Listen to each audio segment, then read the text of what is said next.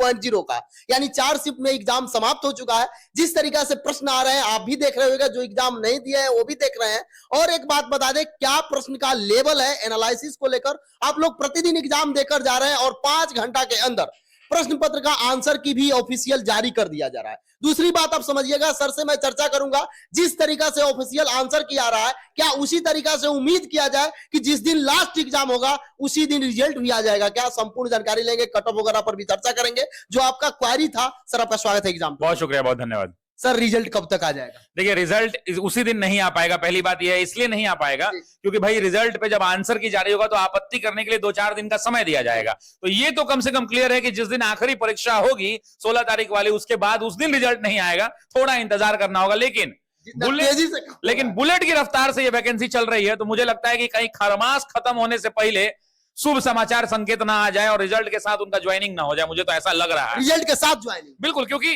देखिए आयोग, अच्छा एक बात बताइए कि रिजल्ट, एग्जाम देने के बाद आप क्या चाहते हैं? रिजल्ट। आप रिजल्ट चाहते हैं और रिजल्ट के बाद आप क्या चाहते हैं? ज्वाइनिंग चाहते तो विद्यार्थी जब यही चाहता है तो दिक्कत किस बात की है भाई?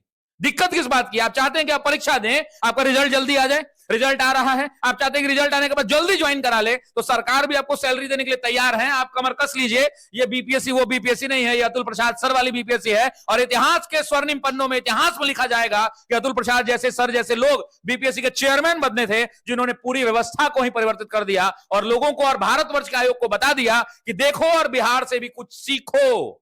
जिस तरीका से माननीय मुख्यमंत्री जी बोलते हैं के पाठक सर 2 माह के अंदर ज्वाइनिंग करा दीजिए, क्या उसको अक्षरशः सत्य करने के लिए 2 माह? मुझे तो लग रहा है कि 2 माह से 60 दिन होता है, उससे पहले हो जाएगा। और इसमें कोई बुराई मुझे दिखती नहीं है इस बात पर कि भाई एग्जाम के बाद रिजल्ट जल्दी आ रहा है और रिजल्ट के बाद फाइनल ज्वाइनिंग भी हो जा रही है। लेकिन सर यहां देखा जा रहा है तो अतुल सर इतना फास्ट काम कर रहे हैं, लेकिन वही बीपीएससी टीआरई 1 का अभी तक जो सप्लीमेंट्री रिजल्ट है उसको लेकर वहां पे थोड़ा सा डाउन। पहली बार ये परीक्षा हुई थी शिक्षक भर्ती की, तो बहुत सारी प्रक्रियाएं निहित होती हैं। कोई भी चीजें सरकारी नियम अनुसार चलती हैं। सरकार को कोर्ट में जवाब देना पड़ेगा अगर वो नियम से नहीं चलती हैं। तो कुछ ऐसी निहित प्रक्रियाएं होंगी जिनका अनुपालन कराया जा रहा है। अन्यथा ये बात आप समझ लीजिए कि आयोग जितने तत्परता के साथ कार्य कर रहा है, जितनी ट्रांसपेरेंसी के साथ काम कर रहा है, ये शायद बहुत कम देखने को पहले मिला है। और अब जिस रफ्तार से काम कर रहा है वो बाकी शानदार है। जिस तरीका से इस शिक्षक भर्ती में 75% आरक्षण नियम का पालन किया जाएगा, तो इसमें यदि कट ऑफ को लेकर देखा जाए तो सबसे अधिक किन विद्यार्थी को लाभ मिले? देखिए, कट ऑफ पे जब आप मुझसे पूछते हैं तो मैं आपसे एक सवाल पूछता हूं कि अभी कट ऑफ की परिचर्चा नहीं करनी चाहिए। विद्यार्थी कर रहे हैं सर, मैं विद्यार्थियों को समझा रहा हूं। इस बात के लिए चेत जाइए यार, इस बात को समझिए कि कट ऑफ अभी कैसे जारी किया जा सकता है। हम कैसे बता सकते हैं? मैं एक शिक्षक हूं, मैं किस प्रकार मैं एक एवरेज अनुमान दे सकता हूं, लेकिन वो एवरेज अनुमान सत्य ना होना और असत्य होना या सही होना, वो गलत होना वो अलग चीज है। लेकिन इस बात को समझिए कि अभी जो कट ऑफ है वो चेयरमैन सर को नहीं पता होगा कि कितना कट ऑफ जाएगा। कट ऑफ की एक निश्चित प्रक्रिया होती है। जितने बच्चों को चुनना है, आपके पास 100 बच्चों का फाइनल रिजल्ट चाहिए, 1 लाख लोगों ने परीक्षा दी, एक्सेल सीट में नंबर सजाया जाता होगा, जहां तक 100 आ जाता होगा 101 के ऊपर कट ऑफ को रोक दिया जाता होगा और वही अंतिम कट ऑफ। कट ऑफ का मतलब क्या कि इसके ऊपर वाले लोग सेलेक्ट हुए हैं, इसके नीचे वाले लोग बाहर हुए हैं। तो अभी जो एग्जाम हो रहा है इसमें चेयरमैन सर को नहीं पता है, तो मोटे मोटे अक्षरों में लिख के चलाइएगा कि शशि सर ने ये कहा कि कट ऑफ कैसे बता दें। और हमको ज्ञान देने की आदत नहीं है। और सुन लीजिए एक बात और, परीक्षा हॉल से बाहर निकलने के बाद हर मास्टर को और हर विद्यार्थी को ही लगता है कि पेपर बहुत आसान था, लेकिन आप बच्चे की मनोस्थिति को नहीं समझ सकते हैं जो उतने डीप प्रेशर में बैठ के परीक्षा दे रहा है। आप उस मनोस्थिति को नहीं समझ सकते हैं कि वो किस हिसाब से प्रेशर गेम को झेल रहा है। नॉलेज है, लेकिन नॉलेज के बाद प्रेशर जब पड़ता है तो आती हुई चीजें गलत हो जाती हैं और वो परीक्षा पर असर डालती हैं। तो बाहर बैठ के ज्ञान देना बड़ा आसान है कि पेपर बहुत आसान था, पेपर ऐसे था वैसे था, एनसीईआरटी से था, एससीईआरटी से था, ये सब कहने में बहुत अच्छा लगता है, लेकिन जब पढ़ने और पढ़ाने की बात आती है तो बढ़िया बढ़िया लोगों को पसीने चलने लगते हैं। तो इस बात को समझ लीजिए। उसी प्रेशर के लिए गुरु से आशीर्वाद लिया जाता है, या 2 माह या 1 साल या 1.5 साल क्लास किया जाता है। उस प्रेशर को कैसे उभरेंगे? अब आ जाते हैं गुरु की भूमिका पर। शिक्षक कोई ऊपर से अवतार लिया हुआ व्यक्ति नहीं होता है, एक ऐसा व्यक्ति होता है जो किसी एक विषय को पढ़ाता है। मान लीजिए मैं अपना एग्जाम्पल देता हूं, मैं आधुनिक भारत का इतिहास पढ़ाता हूं, तो मैं कोई दोबारा 1857 की क्रांति लड़वाऊंगा नहीं। इस बात को समझिए कि शिक्षक की भूमिका बस इतनी है कि शिक्षक 10 किताब को पढ़ता है और उसकी कठिन चीजों को, अच्छी चीजों को एक जगह समायोजित करता है, उसके बाद कठिन चीजों को सरल भाषा में लोगों को लिखवा देता है। बस शिक्षक की इतनी भूमिका होती है। हम कोई ऊपर से पैदा हुए भगवान के अवतार नहीं है कि शिक्षक है, माना हमारा जो काम है हम वो कर रहे हैं।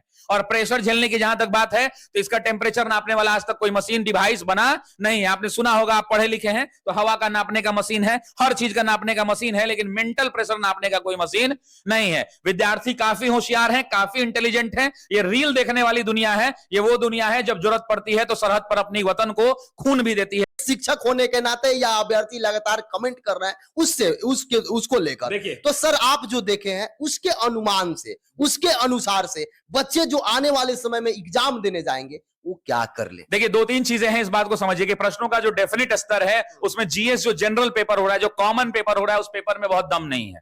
वो जो कॉमन पेपर है उसमें 8 सवाल अगर हिस्ट्री के आ रहे हैं तो 8 में 7 बनने लायक आ रहे हैं। 6 एक आम विद्यार्थी भी बना सकता है। मैथ्स में अगर 8 क्वेश्चन आ रहे हैं तो 6 से 7 प्रश्न आप बना सकते हैं। करंट अफेयर्स में अगर 8 प्रश्न दिख रहे हैं आपको तो वहां भी आप अच्छे खासे प्रश्नों को सॉल्व करें। तो जीएस वाला जो पोर्शन है वो कहीं ना कहीं कट ऑफ को बढ़ाएगा, एकदम डेफिनेटली बढ़ाएगा, क्योंकि प्रश्नों का स्तर उस लेवल का है। दूसरी बात करते हैं विषय विशेषज्ञ पर, तो वो नाम ही है सब्जेक्ट स्पेशलिस्ट। जो जितना स्पेशलिस्ट है वो उस हिसाब से नंबर लेकर के आएगा। अगर किसी व्यक्ति ने खूब मेहनत करके पढ़ाई करी है, अब कोई व्यक्ति, मुझे एक बात बताइए कि कोई व्यक्ति एक प्राइवेट स्कूल में टीचर है, वो लगभग 10 सालों से किसी सीबीएसई एफिलिएटेड स्कूल में पढ़ा रहा है, वो रोज उसी विषय को पढ़ा रहा है, तो बट ऑब्वियस बात है कि आम बच्चे से ज्यादा नंबर लेकर के आएगा, उसकी कंसेप्चुअल क्लैरिटी बहुत ज्यादा है।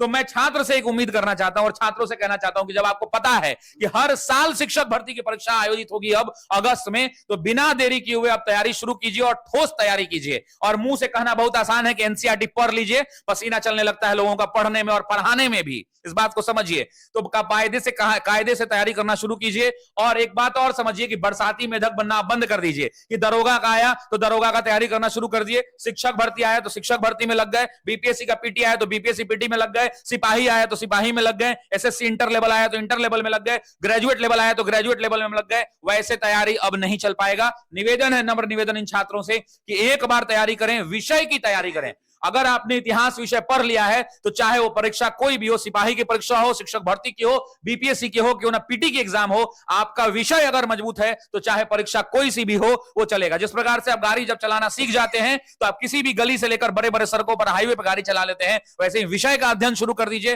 परीक्षा विशेष की तैयारी से बाहर निकलिए। बिहार बदल रहा है, देश बदल रहा है, परीक्षाओं का पूछने का तरीका बदल रहा है, प्रश्नों का स्तर बदल रहा है और विद्यार्थी एक पर एक इंटेलिजेंट विद्यार्थी आके आगे टक्कर दे रहे हैं। ऐसे परिस्थिति में उम्मीद है कि आप विषय की तैयारी करना शुरू कर दीजिए। परीक्षा चाहे कोई भी हो, आपकी विषय की तैयारी मजबूत होनी चाहिए।